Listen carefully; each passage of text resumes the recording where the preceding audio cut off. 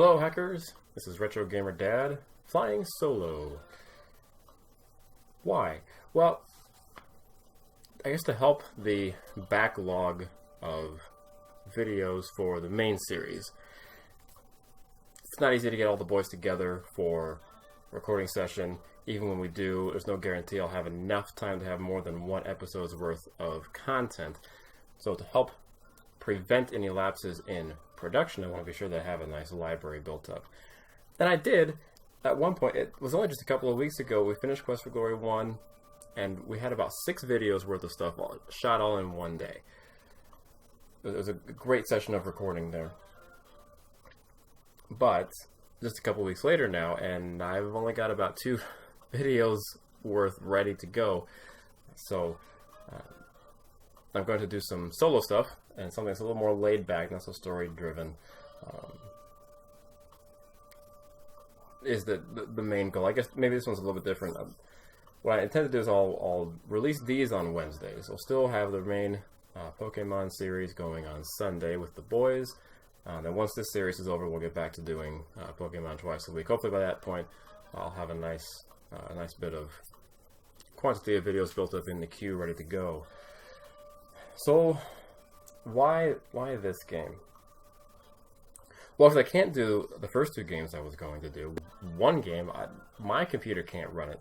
The other game, my recorder will not capture it correctly. I don't know how to describe it, except that after I recorded the first session, which I intended to be, it's an open world sandbox kind of game. I was going to just dip into it as needed instead of having a regular series. But it was after I recorded that I discovered that the recording did not work, and no matter what I did, I couldn't get it to capture correctly. So I've gone to this one. Besides, this is not a retro game. This fall it will have been released 3 years ago. But it's kind of about retro gaming. It's just awesome, and I'm really excited to play it, really excited to share it with you. What is it? It's Game Dev Tycoon. It was released by a company called Greenheart Games. It's a team of brothers. The only game they've released so far. Totally indie. And the idea, I guess as it says here in the welcome message, is we are transported back in time to start our very own game development company right at the beginning of the PC revolution. In the next 35 years, you can build your dream company, create best-selling games, gain fans, and become the leader of the market. Hopefully. This is the dream, isn't it? I mean, at least for me, when I was a kid, I wanted to be a game designer for Sierra Online. I don't know if you remember them. Well, I guess without getting too much into that story, because if you let me, I'll ramble all night and we'll never actually get to the game. That company doesn't exist anymore, so that dream was impossible. And when that closure happened, I thought, I wasn't really into programming. I just wanted to be at Sierra. Anyway, this is almost a chance to kind of relive that. Just be a part of, hey, we're going to break away from corporate life and let's make some games ourselves and make a big company out of it. To me, this is just an awesome concept. I've done some playing on my own, and I kind of know my way around the game a little bit. What I'm going to do this time, and I'm not sure it's going to work. For this company I'm going to make is going to specialize in my main game just by myself. I've dabbled in a lot of different things. I mean, when I have a really big hit game, I'll go back and make sequels on it every few years once I have some new technology, new game engines. But I've done quite a variety of different topics and genres of game. I want to see if it's possible to specialize in a certain genre of game, because it seems to me a lot of, if not most, game makers will have a specialty of a certain kind of thing. Like Dynamics back in the day did all flight and military simulators. Sports Interactive they really just make one game now. They have made a couple different games in the past, but they're all simulators, sports simulators. Blizzard has a certain, I guess, style of game that they tend to be involved in. A publisher might put out content of everything out there. But the actual game developer tends to specialize. Now, I don't know if it's going to be successful in this game. I think it's going to come down to which topics you draw.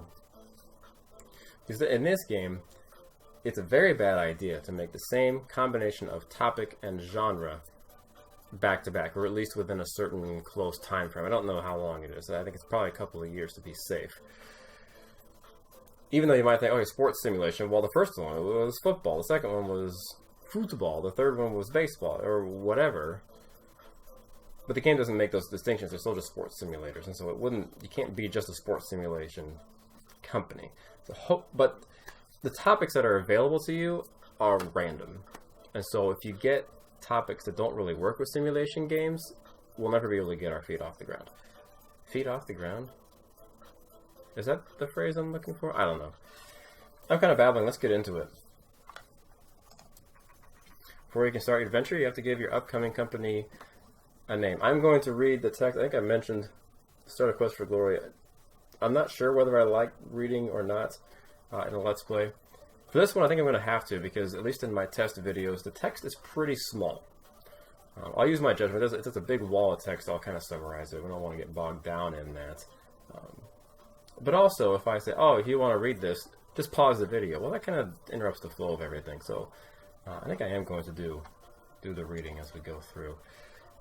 So I have this whole kind of backstory figured out in my head about what's going on. I think, well, if we're doing simulations, we can have a nomenclature like, oh, we do a jet fighter simulator. It can be Jet Ace, and then we can do like Submarine Ace, or we do sports things like Sports Ace.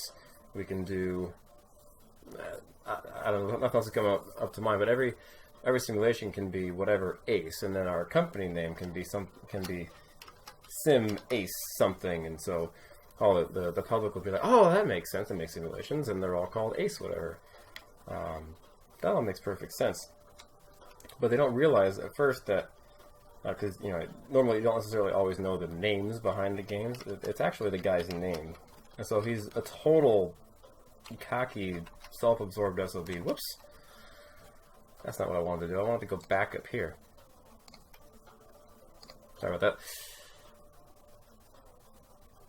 And so it's kind of, maybe I'm just a total nerd. It seems really funny to me because I think of like Sid Meier, who by all accounts is supposed to be like the best guy ever, really humble, serves you instead of you serving, expecting you to serve him. He's this big famous game designer, but he's really down to earth kind of guy. But his names are on all of his games. There seems to be some disagreement as to how that actually started about. I guess it was because he was in like tactical simulators, and he decided he wanted to do something else, one of his other games. Let's call it Civilization, for example. But it was a totally new kind of game. They didn't know if it was going to work, so they thought, well, hey, people are familiar with Sid Meier because he's been working in the industry for a while, and they know he's good. Let's put his name on there to be like, hey, this is a different kind of game, but it's okay. Sid Meier's involved. And then it just kind of stuck. Somewhat ironic since he's given his personality. But this is the opposite. We put Ace in there all the time because you think it's the company name. I mean, it's just kind of a cute little thing. But no, it's actually the guy who's totally self-absorbed. I find that kind of amusing. Like I said, I might be weird. We need to finish off our company name here. Could be something like SimAce Software, SimAce Incorporated.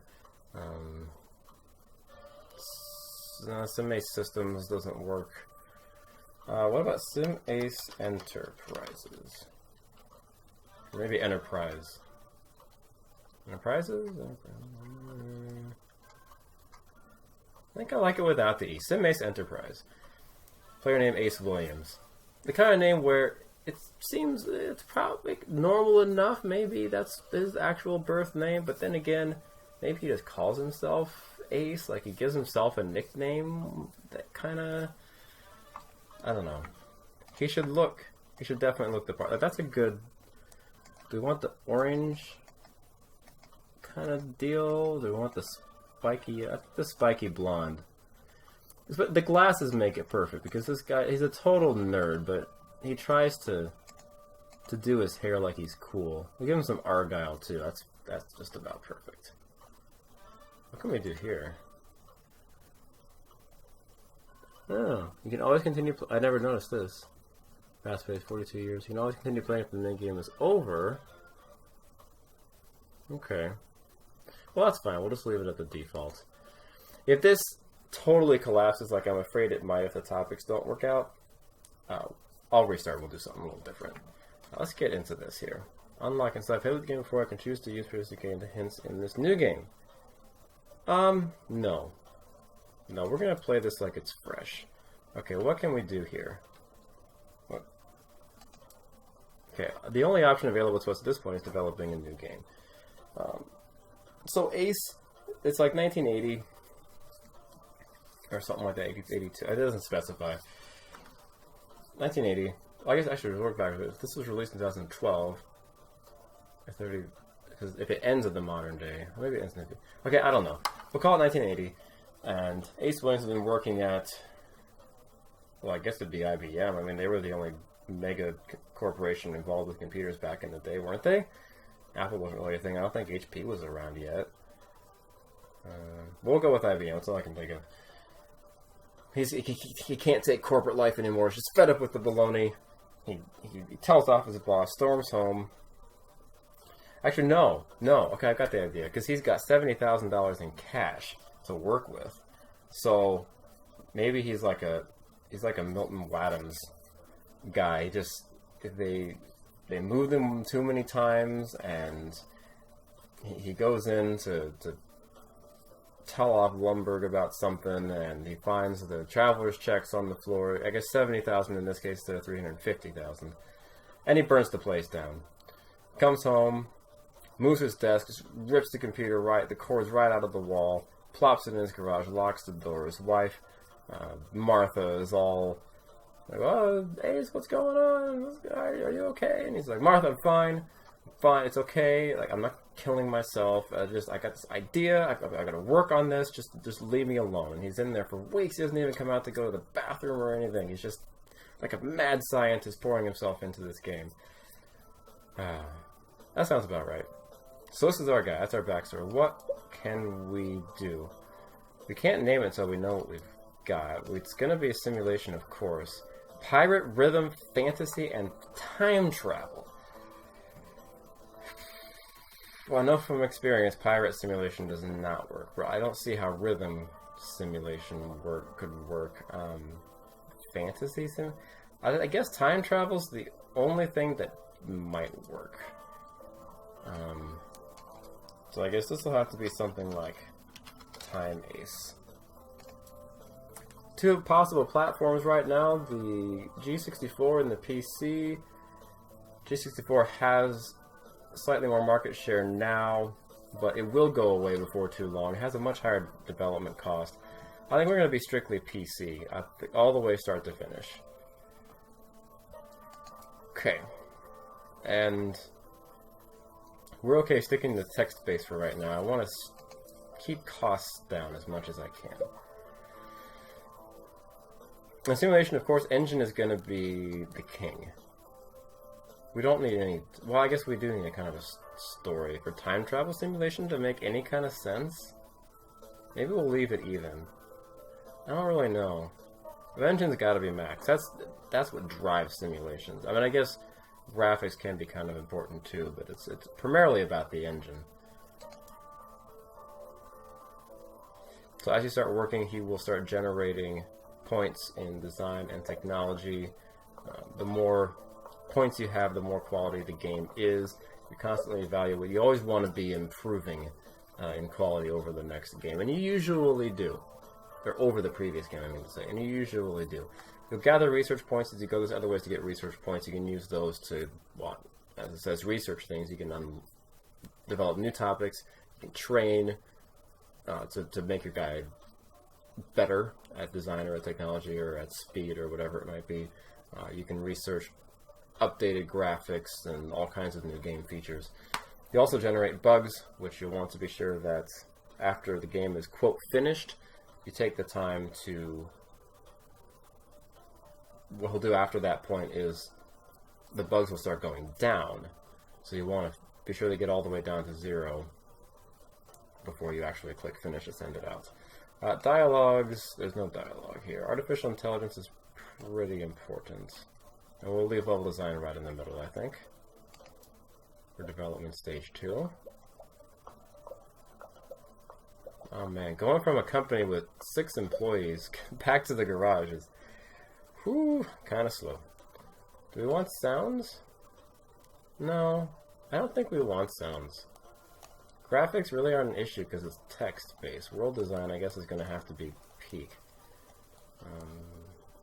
Should we really just bottom this out? Go all out on world design? I think so. And if you think about it, it's a text-based game. I don't know if the game is that smart. The game is pretty smart. I mean, I had... Ooh, nice. Oh, I can't pause it.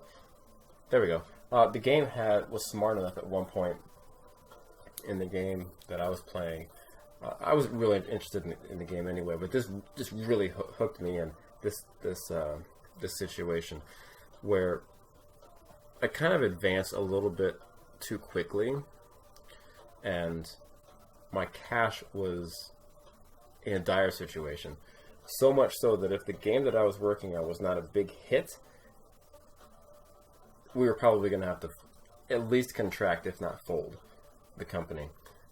Now, I still poured into as much marketing and convention as I could because I knew we've got to get as much attention on this game. We've got to guarantee this is a hit as best as we can. And I didn't really have the money, and it ended up being almost immediately after I clicked that finish button to send out the game, I get a message from the bank saying you've overdrawn your line of credit. And normally that would have been the end of the game. You're bankrupt. But it was smart enough to know that we recognize that you have a new game has just hit the shelves. Based on the reasonable expectation of new sales for that new game, we're going to allow you a special extension of your line of credits. Everything plus an extra fee of like $25,000 is going to be due in 2 months. Like, okay, I mean, it's this or game over, so let's try it. And that, when the reviews popped up, man, was I nervous. But it came across 10, 9, 10, 10. It sounds... I'm playing a game about game development, but it was thrilling. It was exciting. It was such a hit. We made like $20 million profit. It was awesome. Anyway.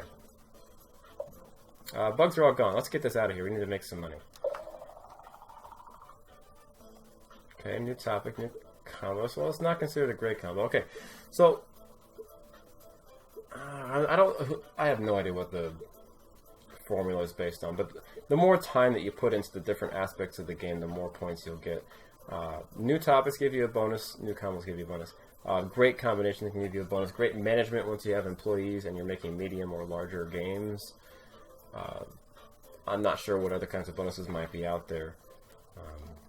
But of course, as you get better at making an engine, that should help make your games better as well. And then as your employees become better programmers, your games become better.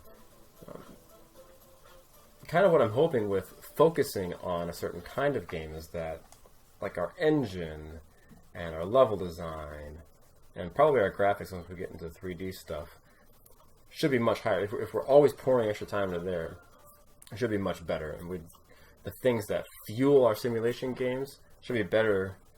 We could be better capable of doing great in those aspects than we could if we were a generalist. Alright, let's get this out the door.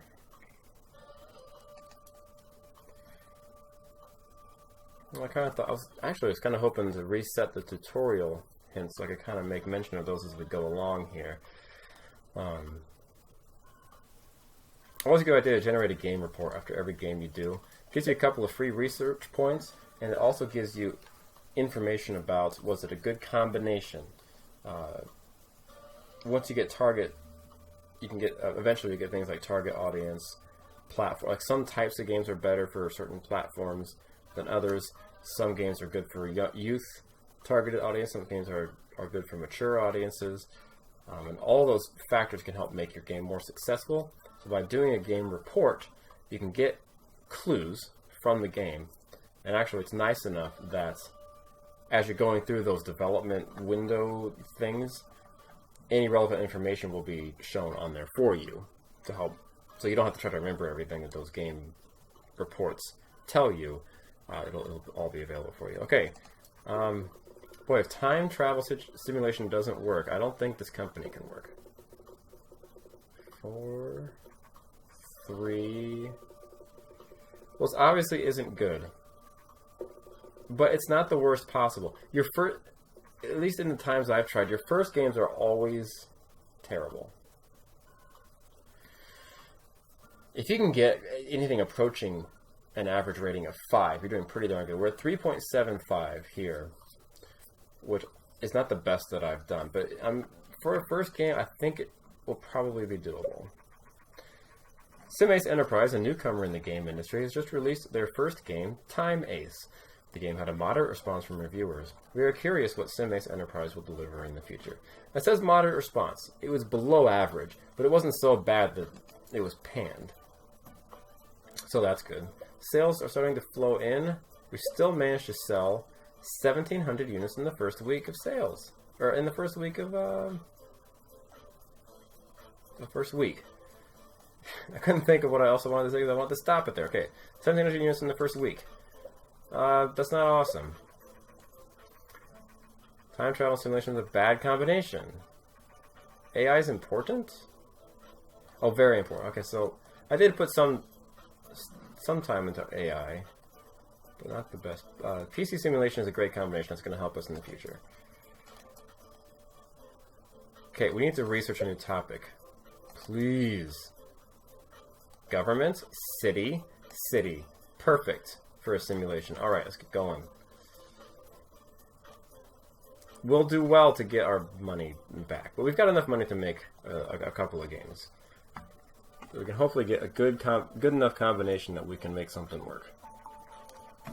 Alright, new topic city is available. Game history. Actually, let's take a look at the game history screen real quick. You can always check out how many total sales. It'll give you your income statement here, when it was released, which is important if you're going to make a sequel based off of it. You can use this to tell if enough time has passed. How many fans it's generated. Having fans of the company will help future sales. And that gives a reference to your sales rank, just to kind of help you keep track which were your biggest hits. 3.75 is not all that great, but we'll survive.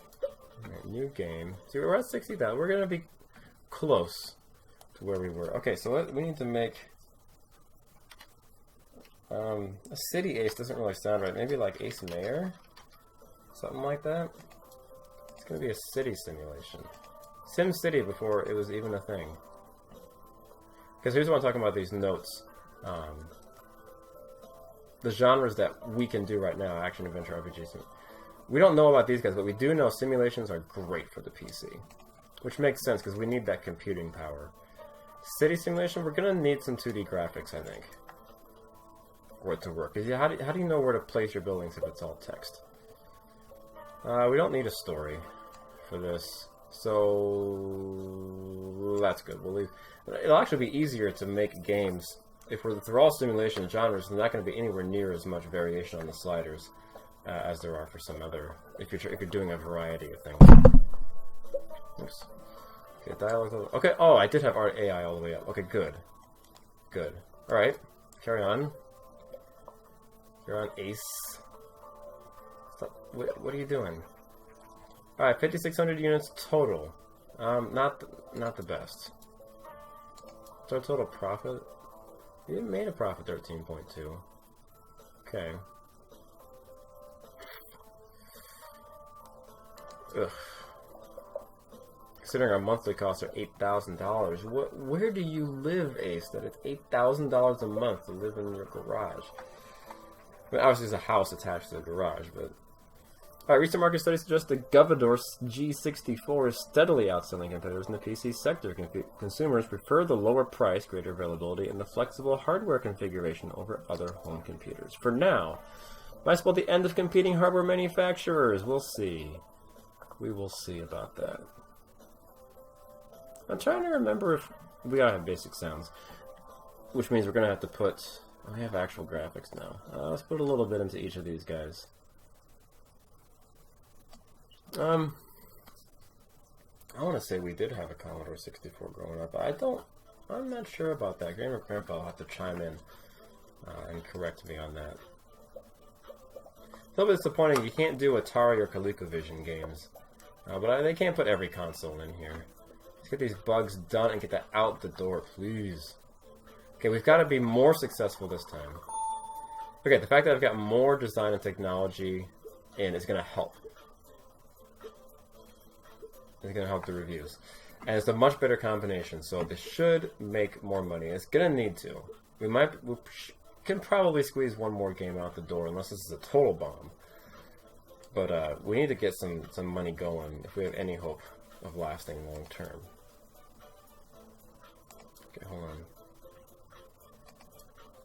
Okay, game report. Get going on that, please. Generate some research. Here's our reviews. Come on. Whoa! Oh, nice! This is good! This is only our second game and it's already a hit! A great combination. Now the bad thing is, we can't just rush out and do another city simulator. We'll have to try to research some more topics. 7.75, that's phenomenal for the second game. Sales, already beaten our total sale. In the first week, we crushed our total sale. Ace Mayor was so successful, we now have 49 fans. Alright, the ball is rolling now. City simulation is a great combination. Engine is quite important. Yes. Yes, I knew that. What topics can we do? Law, military. Excellent. Okay, this is working perfectly. Company sales record. Yeah, it keeps track. Well, I guess it doesn't tell you every time there's a sales record. But it does keep track of these milestones. Which is good. And anytime you have milestones like that, it's generally going to be a better game than the one before. Rumors, the Japanese company Ninvento was planning to launch its very own home gaming console. Ninvento is known for the widely successful arcade game Dinky King. Many industry experts doubt that home gaming consoles will take off, but we are eager to see what Ninvento will deliver. I am eager to see what SimAce Enterprise can deliver next. I hope that you are as well and will join me next time. This is Retro Gamer Dad saying farewell.